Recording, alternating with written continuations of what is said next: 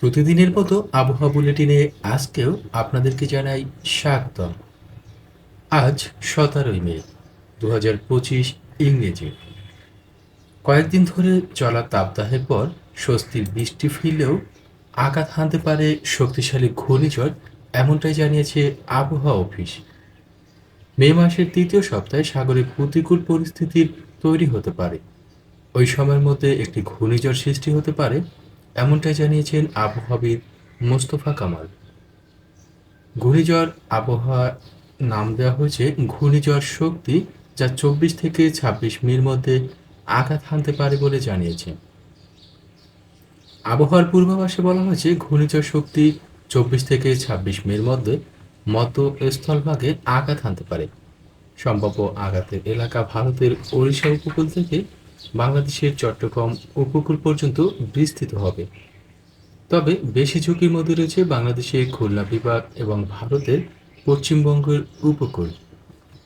ঘূর্ণিঝড়টি এখনো তৈরি হয়নি, তবে বঙ্গোপসাগরে যে পরিবেশ তৈরি হচ্ছে তা ঘূর্ণিঝড় সৃষ্টির জন্য অনুকূল বলে জানিয়েছেন আবহাওয়াবিদ মোস্তফা কামাল। তিনি বলেন, পরিস্থিতি যেমন হচ্ছে এতে করে ঘূর্ণিঝড় তৈরি হওয়া সময়ের ব্যাপার মাত্র। তাই সবাইকে আগাম সতর্ক থাকার আহ্বান জানানো হয়েছে। প্রতিদিনের মতো আবহাওয়া বুলেটিনে আজকেও আপনাদেরকে জানাই স্বাগতম। আজ 17ই মে 2025 ইংরেজি।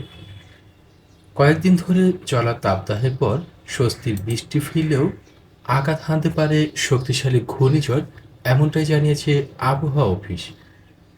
মে মাসের তৃতীয় সপ্তাহে সাগরে প্রতিকূল পরিস্থিতির তৈরি হতে পারে। ওই সময়ের মধ্যে একটি ঘূর্ণিঝড় সৃষ্টি হতে পারে, এমনটাই জানিয়েছেন আবহাওয়াবিদ মোস্তফা কামাল।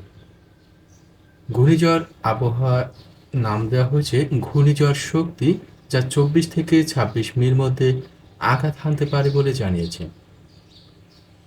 আবহাওয়ার পূর্বাভাসে বলা হয়েছে ঘূর্ণিঝড় শক্তি 24 থেকে 26 মির মধ্যে মধ্য স্থলভাগে আঘাত হানতে পারে। সম্ভাব্য আঘাতের এলাকা ভারতের ওড়িশা উপকূল থেকে বাংলাদেশের চট্টগ্রাম উপকূল পর্যন্ত বিস্তৃত হবে। তবে বেশি ঝুঁকির মধ্যে রয়েছে বাংলাদেশের খুলনা বিভাগ এবং ভারতের পশ্চিমবঙ্গের উপকূল। ঘূর্ণিঝড়টি এখনো তৈরি হয়নি, তবে বঙ্গোপসাগরে যে পরিবেশ তৈরি হচ্ছে